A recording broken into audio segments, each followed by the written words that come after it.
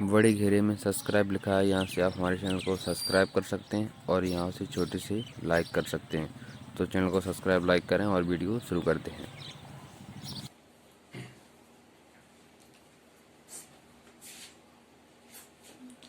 हाय दोस्तों, आप सब कैसे हैं।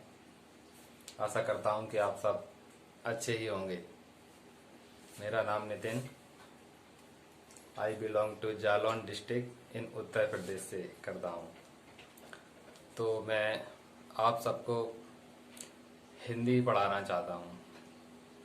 हिंदी पढ़ा रहा हूं, हिंदी का व्याकरण आपको पढ़ाऊंगा और एकदम जीरो लेवल से पढ़ाऊंगा, जैसा कि आपने थंबनेल में हमारे वीडियो में देखा ही होगा। तो हम आपको एकदम जीरो लेवल से लेकर हाईएस्ट लेवल तक का हिंदी व्याकरण पूरा कंप्लीट करवाएंगे। ये हम आपसे वादा करते हैं। आप ये नहीं समझना कि एक या दो वीडियो डालेंगे, हम आपको पूरा व्याकरण कराएंगे कंप्लीट। ये हम आपसे कहते हैं। तो हमारी आईडी हो चुकी है, ठीक है। तो हमारे चैनल को सब्सक्राइब कर लें। हमारे चैनल का नाम है, हमारे चैनल का नाम लिखा है the top class learning academy. The top class learning academy, नीचे सब्सक्राइब लिखा हुआ, वहाँ पर सब्सक्राइब कर लें, ठीक है। तो हम आज अपनी हिंदी व्याकरण शुरू कर रहे हैं, ठीक है। तो दोस्तों, सबसे पहले हम जिस बारे में बात कर रहे हैं, हिंदी भाषा। आखिर भाषा क्या है, हिंदी भाषा क्या है। पहले आता है कि भाषा क्या है।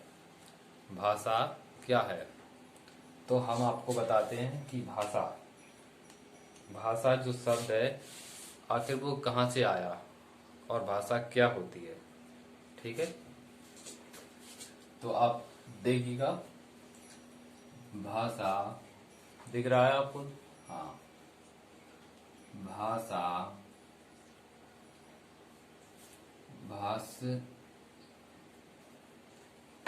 भाष धातु से बना शब्द है। भाषा है जो, भाषा भाष्य धातु से बना है। भाषा शब्द भाष्य धातु से मिलकर बना है, जिसका अर्थ होता है कहना। जिसका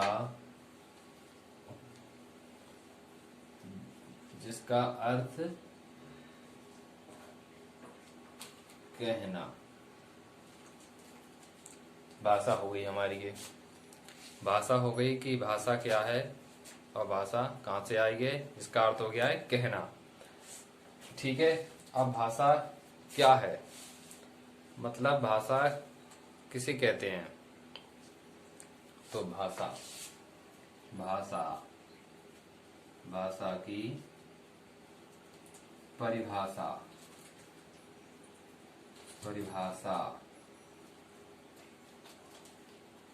भाषा की परिभाषा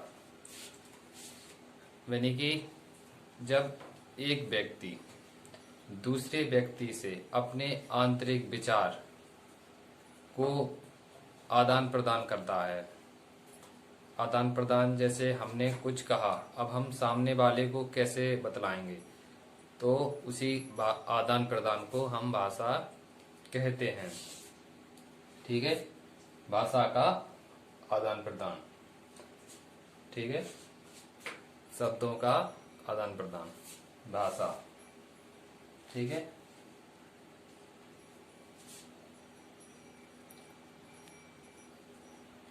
तो हो गई भाषा। तो अब यहाँ पर इसकी हम परिभाषा लिख देते हैं, जो आपकी आप नोट कर लेना। भावों को आदान प्रदान करना, यानी कि भावों को आदान प्रदान करना ही भाषा होती है। तो अब हम हिंदी भाषा के बारे में आज पढ़ रहे हैं, ठीक है। हिंदी भाषा, हिंदी भाषा, हिंदी भाषा। अब ये हिंदी भाषा आई कहाँ से, क्वेश्चन आप लोगों के मन में बन रहा होगा कि आखिर ये हिंदी भाषा आई कहाँ से। तो हम आपको बता रहे हैं, हिंदी सिंध नदी थी हमारे भारत में। सिंध नदी है जो आज भी है, वो सिंध नदी थी। जैसे कि ये सिंध नदी बह रही है, ये सिंध नदी हो रही है। इधर सिंध नदी के इधर रहते थे जो सिंधी लोग रहते थे, सिंधी, सिंध के किनारे रहते थे उन्हें सिंधी कहते थे।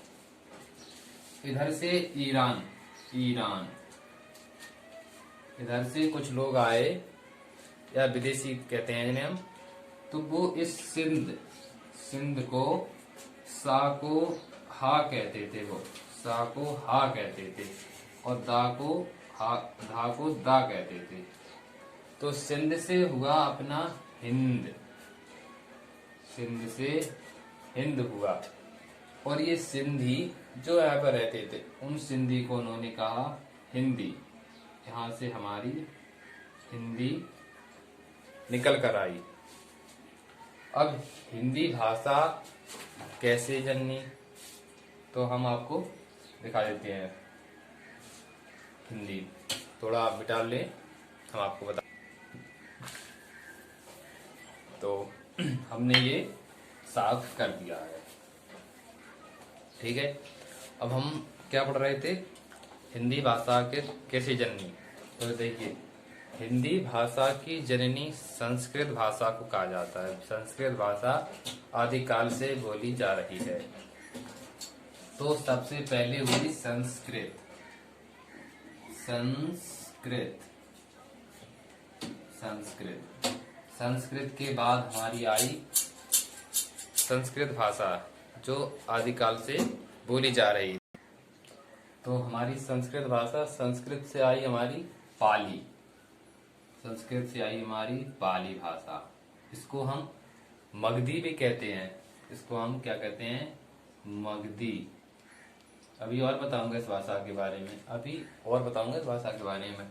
पाली, पाली के बाद आई हमारी प्राकृत भाषा, पाली के बाद हमारी आई प्राकृत, प्राकृत, और प्राकृतिक के बाद आई अपभ्रंश, अपभ्रंश। पाली के बाद आई अपभ्रंश, और अपभ्रंश से आई, अपभ्रंश के बाद आई, अपभ्रंश के आई अपहट, अपहट, अपहट, अपहट, अपहट, अपहट। अपहट के बाद यानी कि इसके बाद अब आई हमारी हिंदी, अपहट।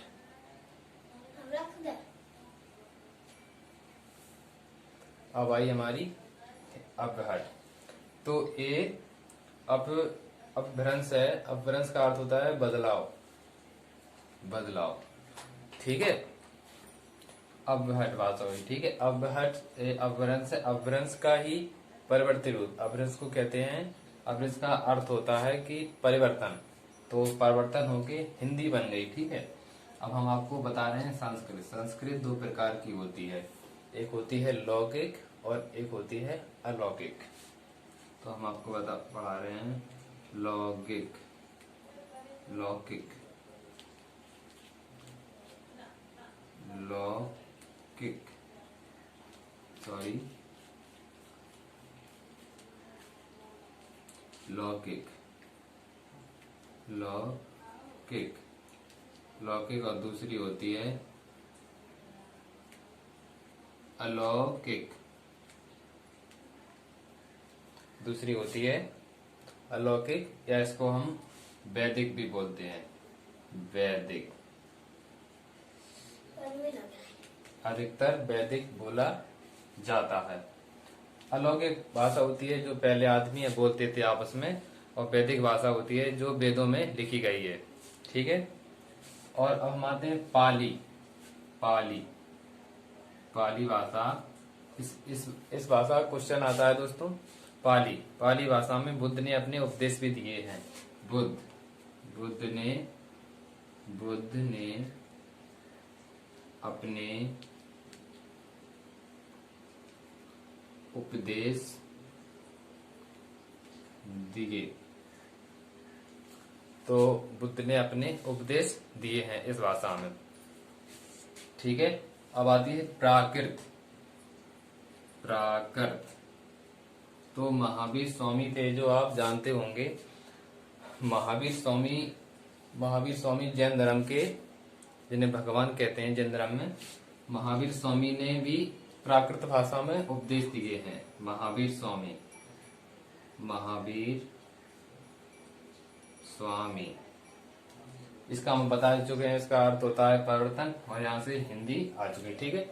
अब आप जान चुके हैं कि हिंदी भाषा हमारी आखिर इसका उद्गम कैसे हुआ, यह कैसे आई। तो ठीक है, संस्कृत, पाली, प्राकृत, अपभ्रंश, अवट, और हमारी यहाँ पर हिंदी भाषा आ चुकी है।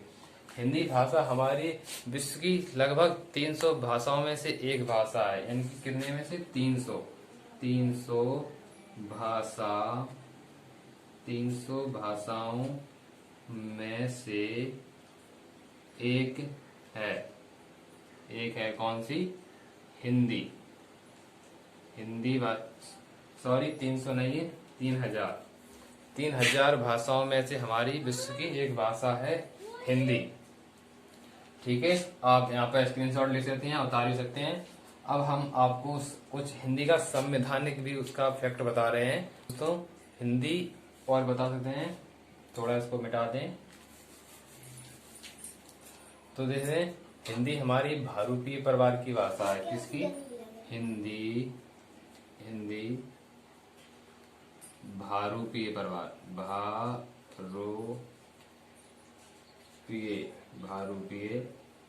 परिवार, भारूपीय परिवार की भाषा है कि 75% जो हिंदी बोली जाती है वो भारूपीय परिवार की भाषा की हिंदी यहाँ पर बोली जाती है अपने इंडिया में। ठीक है दोस्तों। तो अब इसका कुछ संवैधानिक फैक्ट भी बता रहे हैं आपको। पहले इसको थोड़ा मिटा दें। ठीक है। इसको तो अपना बोर्ड एकदम साफ हो गया है। अब हम इसका संवैधानिक फैक्ट आपको बता रहे हैं। संवैधानिक फैक्ट हमने क्या बताया था अभी? हिंदी को हमारे संविधान में तो हम यहाँ पर लिखेंगे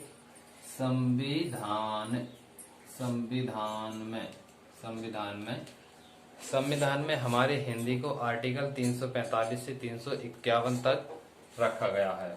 आर्टिकल 345 से 351 351 तक रखा गया है। हिंदी हमारी क्या है? क्वेश्चन भी आते हैं यहाँ पर।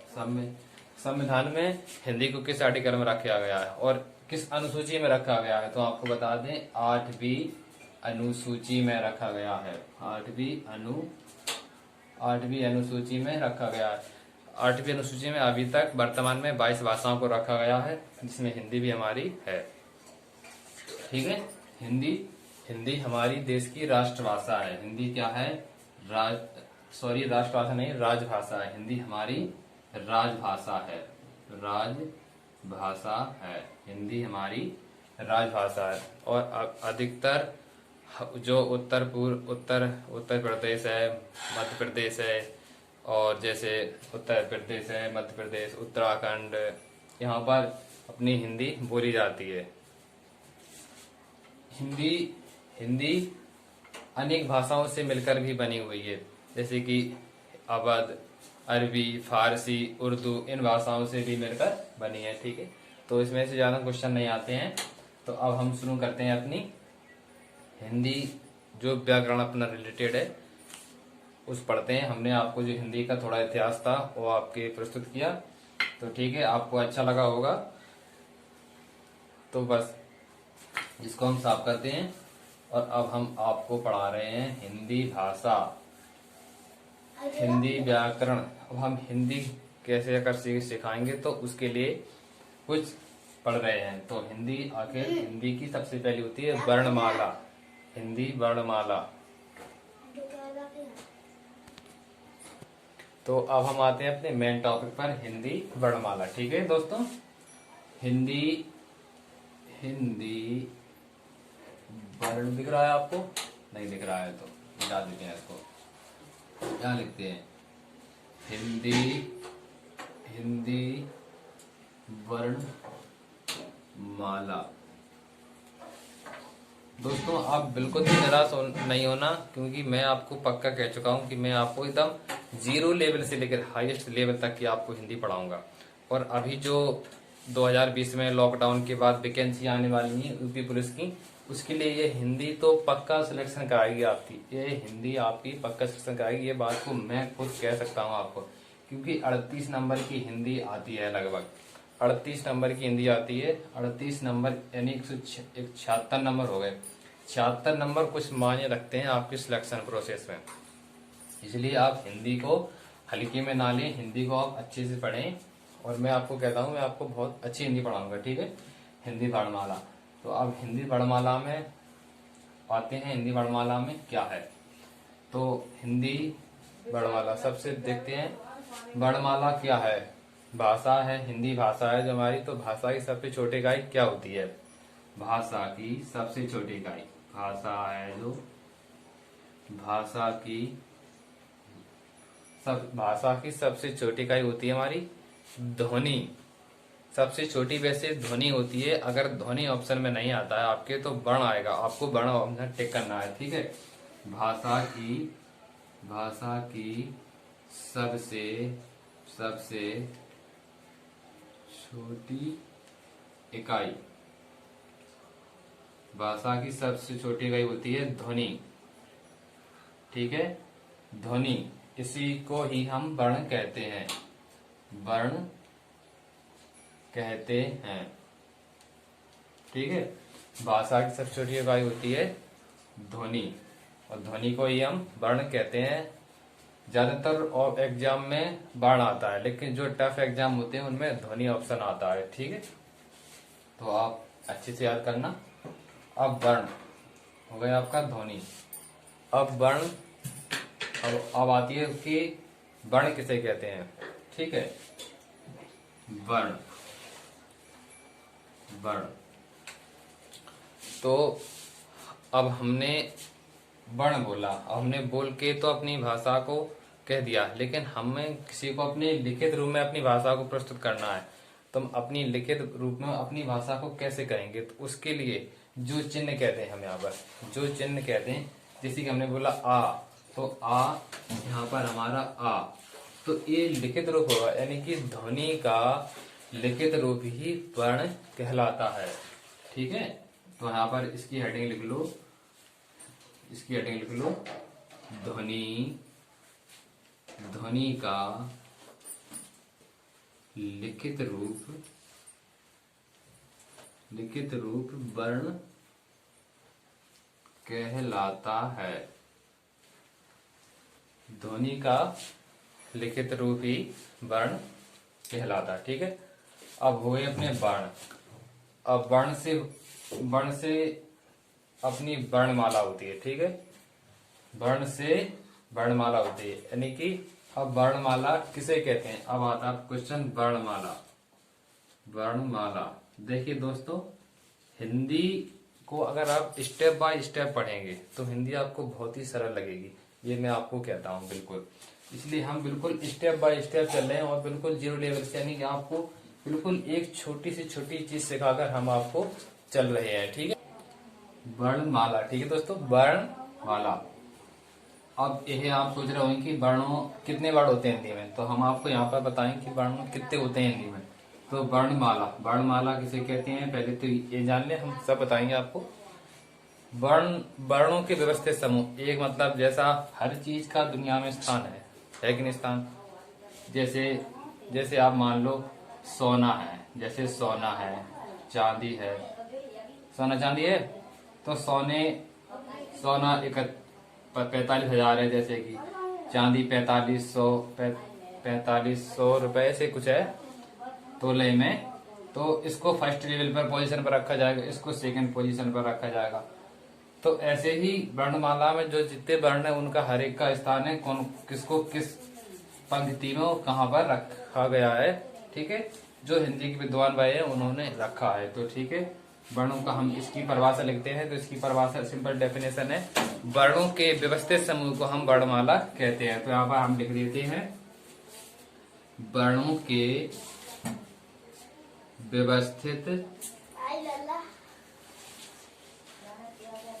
व्यवस्थित समूह को वर्णमाला कहते हैं। ठीक है दोस्तों, वर्णों के व्यवस्थित समूह को हम वर्णमाला कहते हैं। अब हिंदी वर्णमाला में कितने वर्ण हैं तो हम आपको बताते हैं। हिंदी वर्णमाला में कुल 52 वर्ण हैं। कुल 52 वर्ण हैं। तो इन वर्णों को कह सकें या हिंदी वर्णमाला को कहें तो इनको 2 भागों में बांटा गया है। इससे पहले हम आपको ये कहते हैं, इसको आप हाईलाइटर लगा लो। ये क्वेश्चन ज्यादातर एग्जाम में पूछा जाता है कि भाषा की सबसे छोटी इकाई क्या है। और क्वेश्चन ऐसे भी आता है, ऑप्शन में वर्ण ध्वनि दोनों होंगे और एक ऑप्शन ये होगा कि दोनों। तो आपको दोनों टिक करना है, ये आपको वेरी वेरी इंपोर्टेंट है आपके लिए। तो 52 वर्ण होते हैं।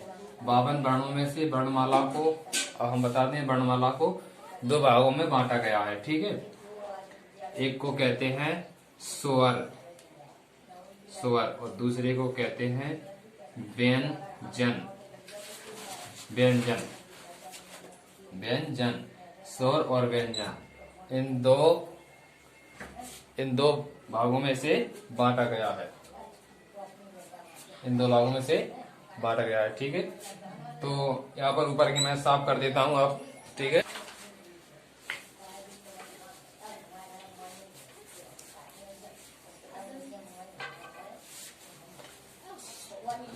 तो मैं एक बार यहाँ पर फिर लिख देता हूँ,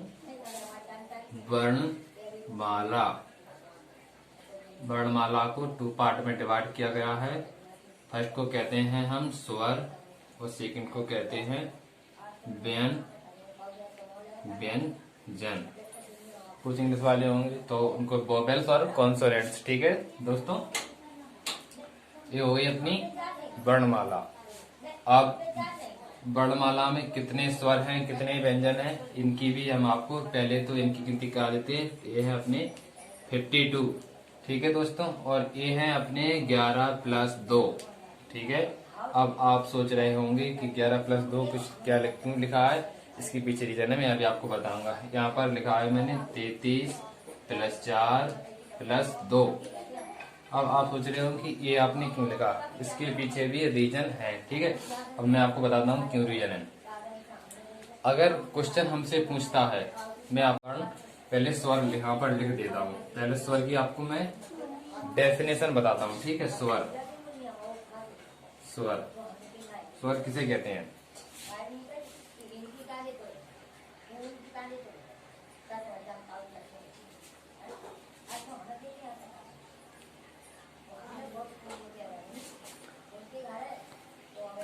तो मैं स्वर किसे कहते हैं हम, ठीक है, यहाँ पर बता रहे हैं स्वर किसे कहते हैं।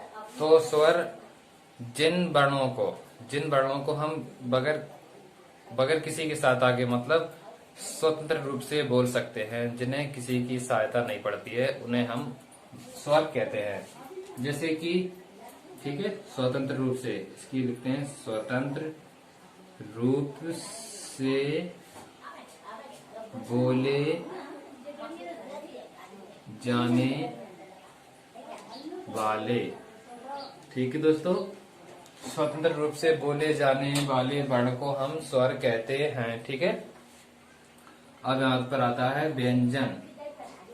व्यंजन किसे कहते हैं? व्यंजन को इसका जस्ट उल्टा करते हैं। ठीक है, व्यंजन जो स्वतंत्र रूप से नहीं बोले जाते हैं, जिन्हें स्वतंत्र रूप से नहीं बोले जाते हैं, इनको बोलने के लिए स्वरों की आवश्यकता पड़ती है। इनको बोलने के लिए स्वरों की आवश्यकता पड़ती है, उनको हम व्यंजन कहते हैं। ठीक है, स्वरों को इन वर्णों को बोलने में स्वरों की आवश्यकता पड़ती है। ठीक है, आवश्यकता पड़ती है। हम आपको यहाँ पर जैसे में लिख देते हैं, स्वर बता देते हैं आपको। ठीक है, जैसे स्वर आ, बड़ा आ, छोटी ई, बड़ी ई, छोटा ऊ, बड़ा ऊ। ठीक है, ए, आए, ओ, आओ, अंग, आहा। अब आपको हम यहाँ पर ब्रैकेट में इनको बंद कर देते हैं। ठीक है, अब आप समझ गए होंगे कि इसका क्या रीजन है। ठीक है, इसका इससे संबंध है। ठीक है, आपको इसके संबंध है। ठीक है, 11 यो हो गए हमारे स्वर। 11 हो गए स्वर। छोटा एक छोटा, छोटी, सॉरी यहाँ पर एक और रह गया है, छोटा ई, छोटा, यहाँ पर एक और रह गया है, ये ऋषि, यहाँ पर ये ऋषि और होता है। ठीक है, तो यहाँ पर हो गए ये 11 हो गए और 2 13 हो गए। ठीक है दोस्तों, 2 2 4 2 6 2 8 2 10 11 2 13। ठीक है, अब आते हैं हम व्यंजन। तो व्यंजन की परिभाषा मैं बता चुका हूँ आपको। इन वर्णों को बोलने की स्वर की आवश्यकता पड़ती है। और मैं आपको बता देता हूँ आज कि बगैर आप स्वर के बगैर आप स्वर के व्यंजन नहीं बोल सकते हैं। अगर आप का बोलेंगे, का में आ छिपा है, जैसा कि बोले का आ निकला। अगर ये व्यंजन नहीं है, ये पूरा व्यंजन नहीं है, ये पूर्ण रूप से, इसमें अभी स्वर शामिल है। इसको हम पूर्ण रूप से व्यंजन बनाएंगे तो इसमें हलंत लग जाता है, हलंत, तब ये पूर्ण रूप से व्यंजन बनेगा। इसका स्वर निकाल देंगे तब ये। अब इसको का बोलो, आप का नहीं बोल पाओगे, ये नहीं बोला जाता है। ठीक है, तो यहाँ पर आ चुके हैं, इनको भी मैं लिख देता हूँ व्यंजन। का, गा, गा, घा, ड़ा, ठीक है, का, गा, ड़ा, जा, चा, जा, झा, चा, जा, ड़ा, चा, जा, ड़ा। ठीक है, और ता, ठीक है, पर ठीक है, ता, था, नहीं सॉरी, ता नहीं, टा, टा, ठा, डा, ढा। ठीक है, और यहाँ पर अब आगा ता, था, धा, ना, पा, फा, बा, भा, पा, फा, बा, भा, मा, या, रा, ला, वा, सा, और ये दूसरा सा, ये वाला सा, हा, ये छा,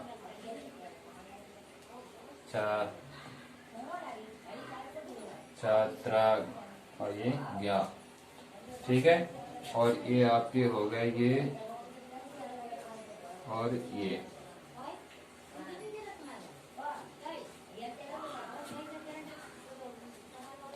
ठीक है, तो ठीक है दोस्तों, आप व्यंजनों की यहाँ पर हमने व्यंजन लिख दिए हैं, उनकी संख्या भी हो गई है। आप इनको गिनेंगे तो ये 39 होंगे।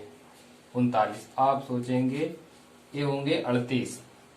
अब आप सोचेंगे 38 और 13 ये तो 51 हुए, लेकिन ये हम बता दें +1 होता है जी ओम। ये ओम, ये भी इसमें एक हिंदी वर्णमाला का एक शब्द है। ठीक है, टोटल 52 हो गए। व्यंजन भी हो गए, व्यंजन हो चुके हैं स्वर। अब मैं आपको एक चीज बता रहा हूँ। अब आधा यहाँ से। ठीक है दोस्तों, ये हमारी सिंपल सी ये एकदम क्लियर हो गई है। अब मैं आपको ये और बता दूं, ये हो गए हमारे जिस स्वर। अगर क्वेश्चन पेपर में ऐसे आता है कि स्वरों की संख्या कितनी होती है, तो हमारा आंसर लगेगा 11। ठीक है, ध्यान रखना, बस भाषा की लैंग्वेज पर आप ध्यान रखना। अगर क्वेश्चन आता है कि स्वरों की संख्या कुल कितनी होती है, तो यहाँ पर आपको 13 आंसर लगाना होगा। ये आपको लैंग्वेज पर ध्यान रखना है, ठीक है। और ये आपके होते हैं 2 अयोग्यवाह, ये अंगवाह, इनको हम अयोग्यवाह स्वर भी कहते हैं। हम आपको नाम देते हैं, यहाँ पर लिख देते हैं, ठीक है। अयोग्यवाह यानी कि ये पूरी तरह से कंडीशन फॉलो नहीं करते हैं स्वरों की, इसलिए इनको अयोग्यवाह स्वर कहते हैं, ठीक है। आप ध्यान रखना। और ये 33 यहाँ से हुए, ये 4, इनको हम संयुक्त स्वर कहते हैं। इन चारों को, ये 4 संयुक्त स्वर ये हैं हा छत्र ज्ञा, ठीक है दोस्तों। हा छत्र ज्ञा ये हमारे 4 संयुक्त स्वर हैं। और ये दो हो गए हमारे ये। इनको केवल लिखने के लिए प्रयोग किया जाता है इनका, और इनका और हिंदी वर्णमाला में बोलने के लिए कहीं भी प्रयोग, हिंदी वर्णमाला में बोलने के लिए इनका कहीं भी प्रयोग नहीं किया जाता है, सिर्फ लिखने के लिए प्रयोग किया जाता है, ठीक है। अब हम आपको अब वो पढ़ाने जा रहे हैं कि हिंदी वर्णमाला हमारी कंप्लीट हो गई। अब हिंदी व्याकरण तो अब क्लास थोड़ी और पढ़ा रहा हूँ, क्लास बहुत ज्यादा हो गई है। और मैं आपको बता दूं कि इसको मिटा देते हैं, ठीक है। और मैं आपको बता देता हूँ, कल हम पढ़ेंगे इसको स्वरों और व्यंजनों का वर्गीकरण पढ़ेंगे। स्वरों का वर्गीकरण बहुत बड़ा है दोस्तों, स्वरों का वर्गीकरण जो आपको बहुत कम पढ़ा होगा आपने, स्वरों का वर्गीकरण जो हम आपको कल क्लास में पढ़ाएंगे। और यहाँ पर कुछ पढ़ाने जाते हैं व्याकरण पढ़ाते हैं कि व्याकरण कहते किसे हैं, व्याकरण की परिभाषा क्या होती है। तो हम आपको लिख देते हैं यहाँ पर व्याकरण। इसकी डेफिनेशन क्या होती है? इसकी डेफिनेशन होती है वह विद्या, ठीक है। वह विद्या या कला जिसके माध्यम से हम भाषा को लिखते हैं, पढ़ते हैं, समझते हैं, उसे ही हम व्याकरण कहते हैं। व्याकरण एक तरीके का, जैसे मान लो हम किसी चीज को कुछ करते हैं तो उसके लिए हमें सबकी जरूरत पड़ती है, तो ऐसे ही हमारा व्याकरण है। तो ठीक है, इसकी परिभाषा ये। तो ठीक है दोस्तों, यहाँ पर परिभाषा आप लिख ले पहले। वह विद्या जिसके माध्यम से हम भाषा को शुद्ध रूप से लिखते हैं, पढ़ते हैं, समझते हैं, उसे हम व्याकरण कहते हैं। एक बार फिर बोल देता हूँ, वह विद्या जिसके माध्यम से हम किसी भाषा को शुद्ध रूप में लिखते, पढ़ते हैं, बात समझते हैं, उसी को हम व्याकरण कहते हैं। मैं यहाँ पर लिख देता हूँ, ठीक है। तो यहाँ पर लिख दिया, वह विद्या जिसके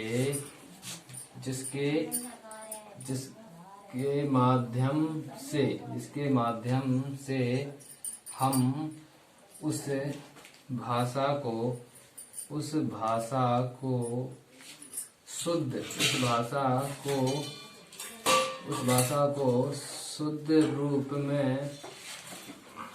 रूप में लिखते, पढ़ते, पढ़ते, समझते,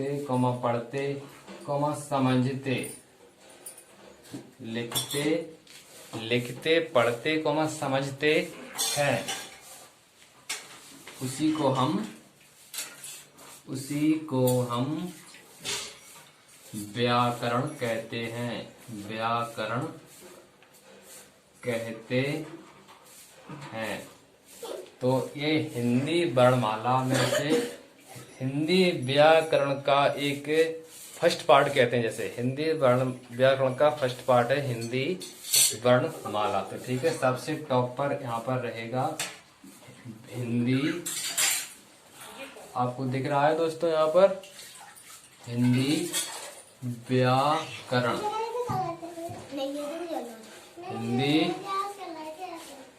हिंदी व्याकरण, ठीक है। तो यहाँ व्याकरण की परिभाषा हो गई है।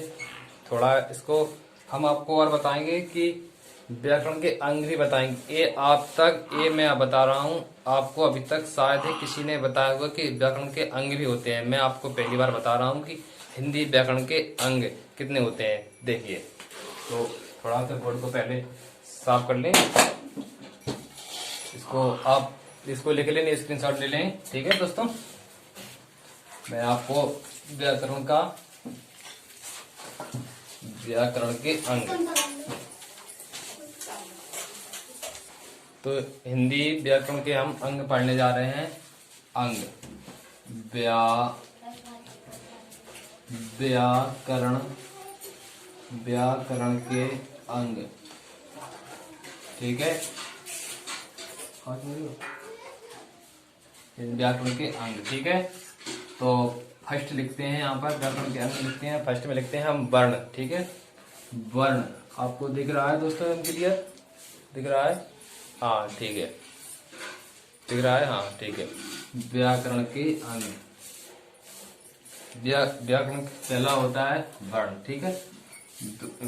दूसरा होता है शब्द, दूसरा होता है शब्द, और तीसरा होता है पद, और चौथा होता है आपका वाक्य।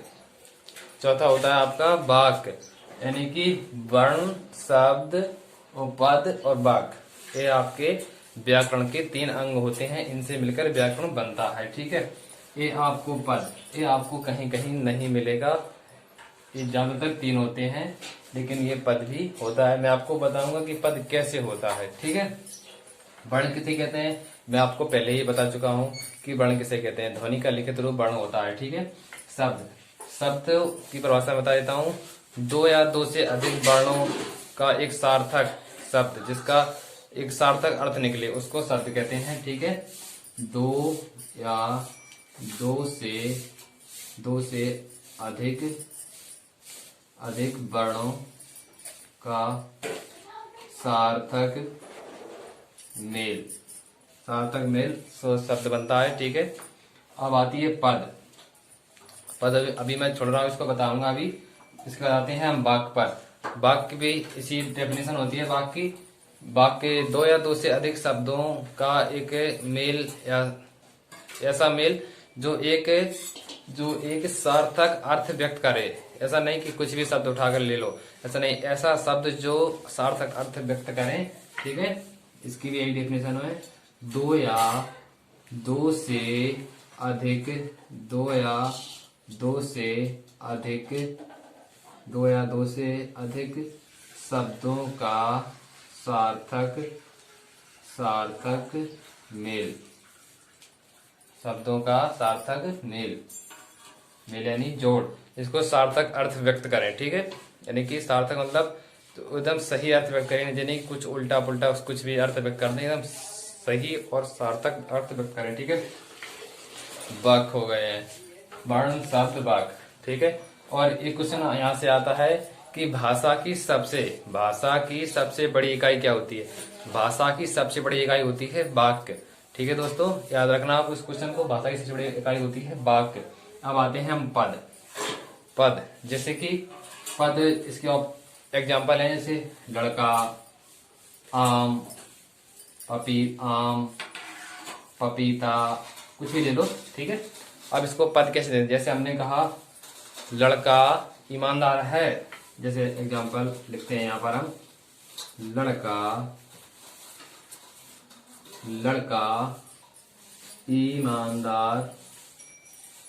ईमानदार है। अब इस वाक्य में लड़का क्या है? इस वाक्य में लड़का एक पद के रूप में व्यक्त है।